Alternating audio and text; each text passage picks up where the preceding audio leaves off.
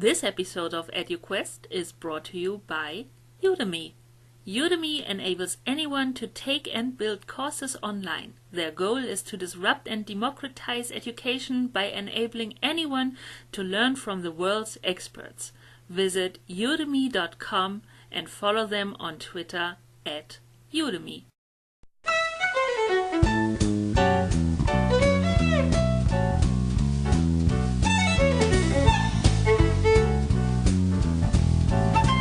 This is EDUKWEST, episode 91, Ahmed Siddiqui.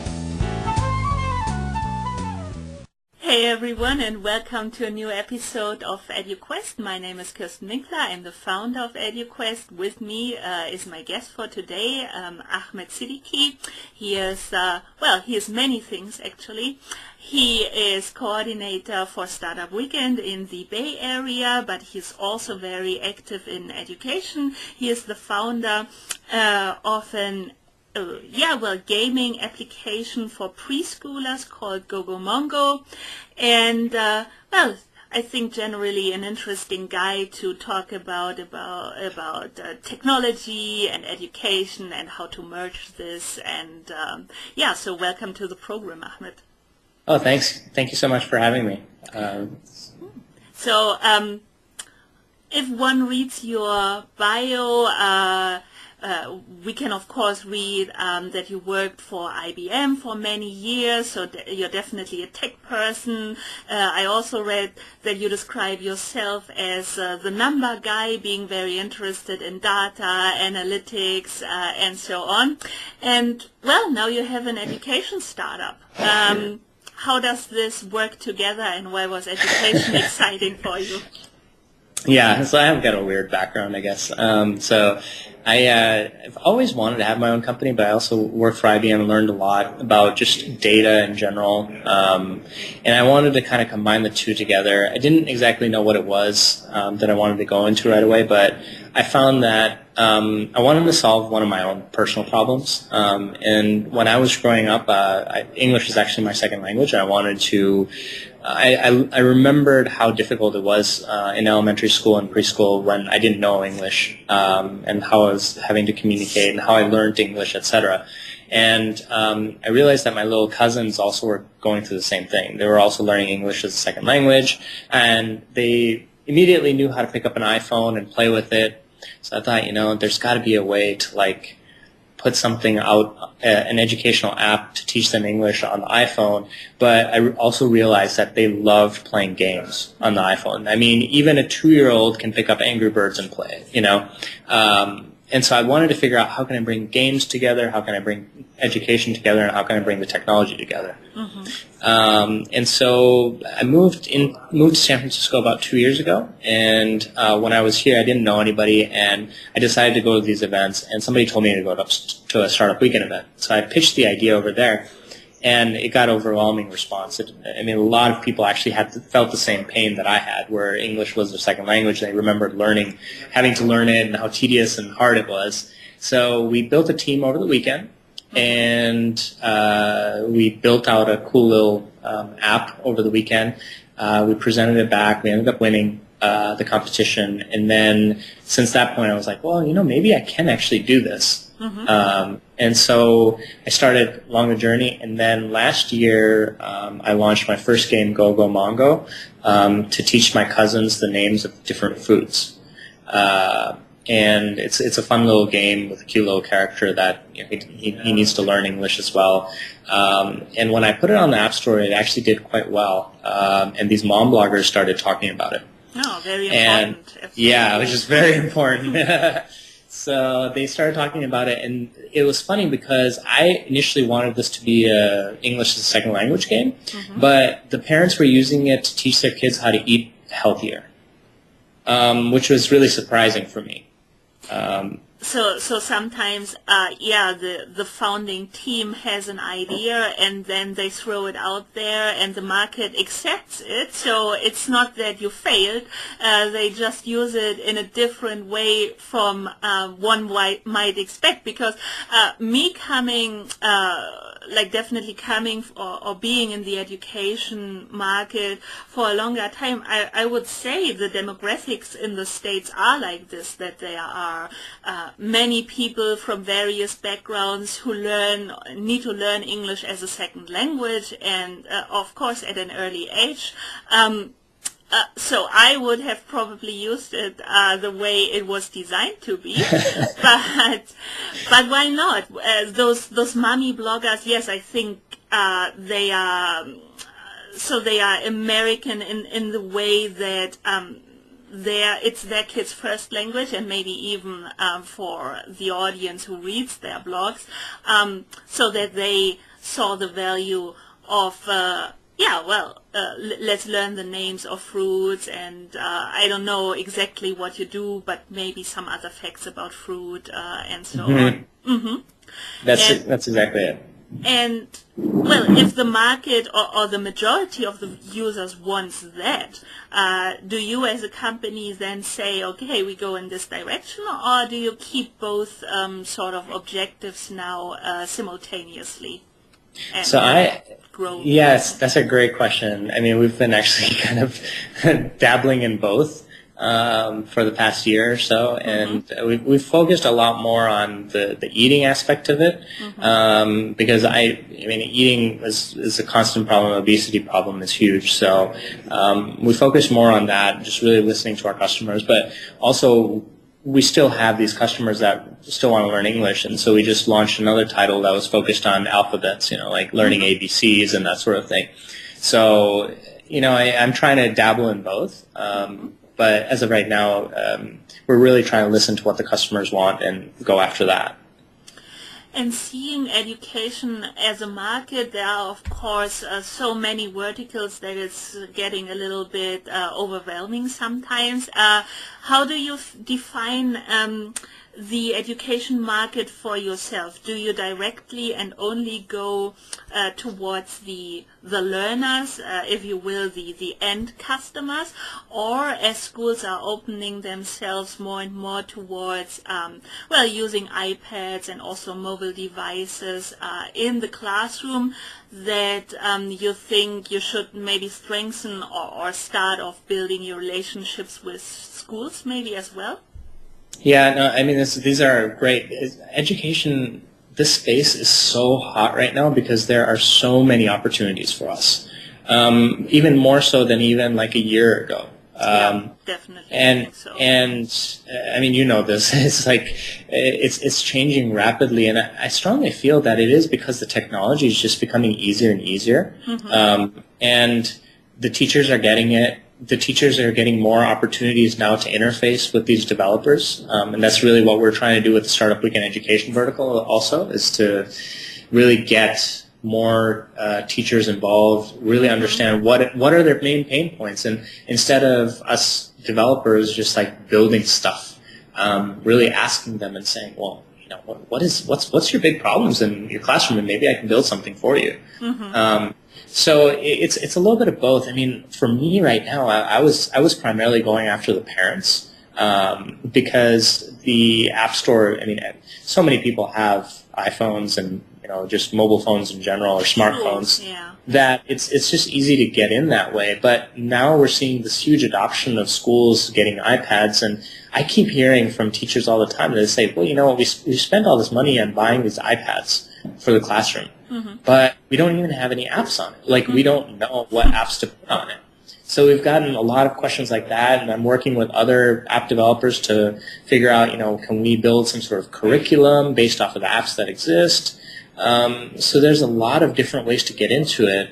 I just feel that, going after the consumers right away is actually a good thing, because you get that scale right away, and you don't have to worry about all these sort of hoops that you need to go through with schools. But at the same time, I'm finding that schools are being a lot more and more open now these days to listening. I think it has started,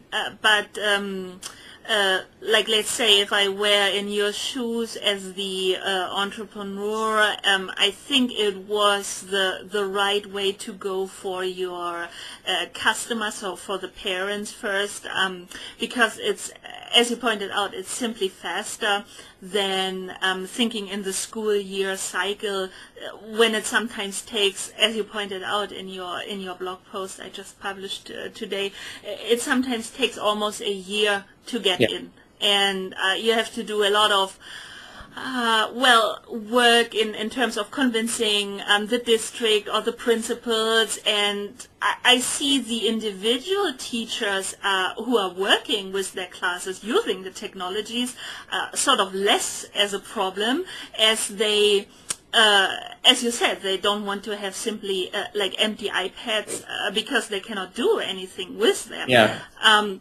But getting sort of in the hierarchy and in the schools and so on, it can sometimes take a little bit of time and definitely take some effort, but is of course a good thing to maybe think of it as a next step or logic next step to do.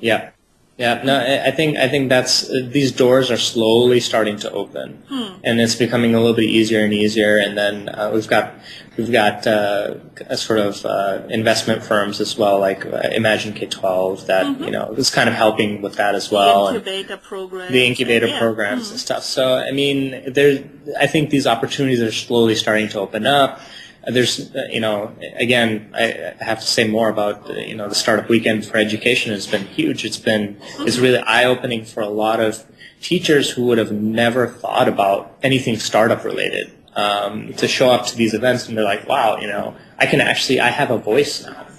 It's pretty cool to see those, we call them, if they really do something, teacherpreneurs. It's definitely necessary because you touched on it slightly, that some people, what was it? I think they went to a Startup Weekend Edu last year in Seattle, and back then it had only started. It was probably one of the first ones, and there were very little teachers or educators.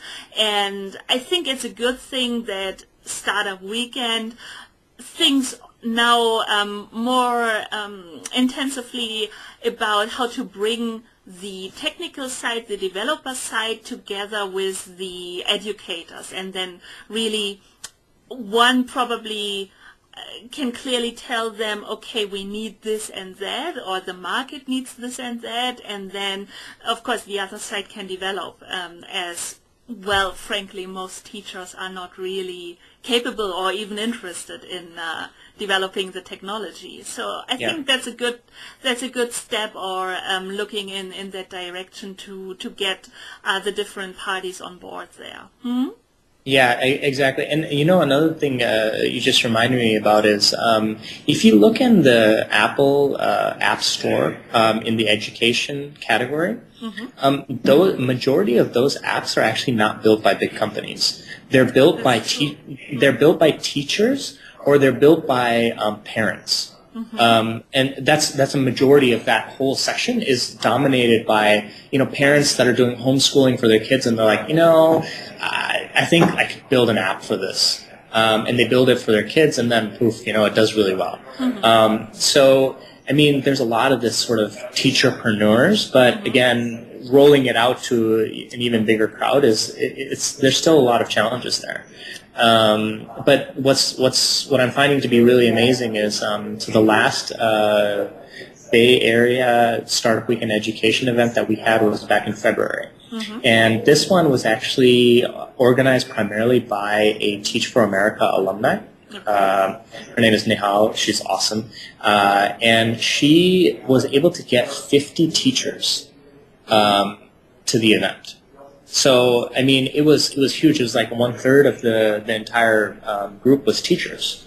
And, I mean, we were actually like really seeing real problems that, people can solve. So I think the movement is happening. And, we're just at the very beginning. Absolutely. As you said already, 1 year, or when you started with Mongo, so about not even 2 years ago, some 18 months ago, the market was not the same in terms of people interested in it. I mean, it was getting started, but also the big investment firms, and so people are nowadays really more willing to put in considerable amounts of money, like right from the beginning. So there are signs that we are definitely in a hot market, but as you said, just at the beginning and still at the beginning. So I think a lot of opportunities are going to become more precise and probably clear during this year and then next year. And what would you say is sort of the value in Startup Weekend? Is it more like Mongo, for example, that you get really or come really out with a product after those 54 hours, and the product can also, if you will, survive out there? Or is it more you get introduced to this world, you meet the right people, you sort of you sort of get a feeling for how it works, and the product itself is maybe not the most important? Yeah, no, I feel like it's more towards the latter. My app that we built, that Startup Weekend, is nowhere near what Mongo ended up being. So I mean, it took me a good 6 months after to actually do all of that. But what I did get out of the Startup Weekend experience was the idea that I could be an entrepreneur. Because again, I've been working in big corporate for like good 9 years, and I didn't even know I could be an entrepreneur, and I didn't know what it was. I thought actually being an entrepreneur was like writing some documents, some business plans or something, and like going out and raising money. But the reality of it is that anybody can be an entrepreneur, but you just need to be able to do stuff. And what Startup Weekend demonstrated to me was, I'm able to actually do this. I just need to have the right people around me, and we build cool stuff. And the thing is, it's like, the people that go to Startup Weekend, you don't know anybody there, and you're forming a team on the fly, which is amazing. So it's like the ultimate crash course in entrepreneurship that you can get. And you know what? What do you have to lose, right? You're losing a weekend of your time. Who cares, right? So it's like, you go in. I think you're even not losing it because it's so valuable and exciting, probably. It's, so I've been to a lot of these networking events, right, where you go in and, there's some speaker there, and then you exchange cards and whatever, but like nothing actually happens. The key difference with Startup Weekend is that it's like an unconference in that regard, because you're doing all the work. You're meeting new people, you're actually building stuff, you get to understand how these people operate. Just building great relationships that way instead of just having a business card at the end, right? And especially as we're starting to go into more and more different verticals, the education one was our very first vertical, and that one has been hugely successful because we've been able to get that teacher to connect with that developer, to connect with that marketer, to be able to connect to that entrepreneur. And you typically don't get that in any other conference style format. So I think the key learning really from Startup Weekend is how much can you learn, and can you try different things, and you're actually getting educated on how to be an entrepreneur by doing. And, well, you're a busy guy, Ahmed, so I have to let you go soon, I know, but allow me one more question Sure. Targeted towards how you see the future of education. We talked about it being one of the hottest markets right now with a lot of opportunities, and also money is coming in, so it's getting easier for people to actually survive as a startup, maybe. And what is your prediction? How is education going to change? Where do you sort of clearly see it heading? Not necessarily as a whole, but are you thinking about some segments? And just throw some ideas at our listeners and viewers. Sure, sure. So this is the tough question, right? So where is education going to go? Well, I strongly feel that, I mean, schools are going to be there, right? But I feel like there's going to be so much more around schools that is going to get built up. So more extracurricular programs that will get built up, more after-school type of things that will happen. I really feel like the paper and pen is going to change quite a bit. How teaching is delivered will change. It's not going to be, I lecture and you listen type of thing anymore. It's going to be very much more interactive because we have the technology now to do it. We'll also see a lot more of kind of the Khan Academy style, So where classroom. the flipped classroom I think is going to be really huge, and really in getting more individualized learning I think is going to be key. Because I'm a visual learner, and I wish that I could learn things through art, or I can learn things through video or whatever. And a lot of students don't get that opportunity. And the crazy thing is that nowadays the classroom sizes are getting bigger, the budgets are getting cut. And I really feel like it's going to be up to the entrepreneurs and the teachers reaching out to the entrepreneurs to say, look, we need to come up with a better solution. And I really want to urge, these dialogues to continue happening, because, I mean, it's only going to be better for the future generations of kids in education. So, I mean, all I can say is it's going to be very, very exciting. It feels like the wild, wild west right now still. But at the same time, I think in the next 5 years, the school systems will be very different because of all this technology. And I'm hoping that they can help shape the technology for the future as well. And so people sort of getting attracted by what you have just said, and may they be educators or thinking about more looking into the startup world. Where should one go to learn more about what you do, and where or how can people get in touch with you, basically? Oh, sure. So I'm on Twitter.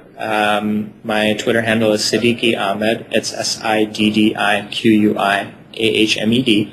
And my website is gogomongo.com. And for anything Startup Weekend education related, it's edu.startupweekend.org.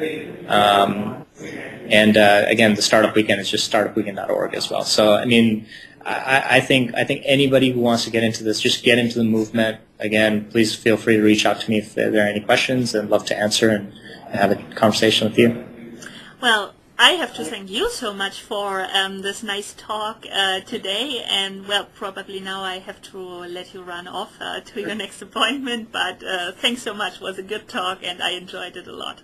Yeah, Kirsten, thank you so much. And you're doing some amazing work with your blog. Please keep it up, and please keep people motivated to change the education